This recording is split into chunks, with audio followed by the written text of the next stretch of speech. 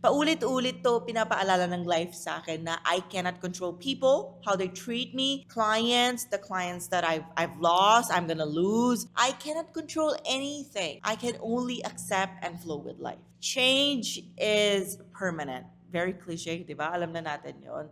So I think habang tumatanda ako, I am just accepting the fact it is what it is. People in Havana or in Cuba in general, parang tanggap na nila na wala na silang magagawa. Kahit magalit sila, mabwisit sila, or magrebelde sila, yun na yung life nila. Kasi yun na yung government nila. They can't do anything about it. Hindi sila miserable. Of course, sad sila because hindi naman sila lazy people. But yun na yun. Wala na sila magagawa. So I think this is one of the best lessons na talagang dala-dala ko and dadaling ko with me from Cuba. Kasi it was my second visit and wala nagbago. In 7 years, sobrang dami nagbabago ng country, di ba? Pero sa Cuba, wala nagbago.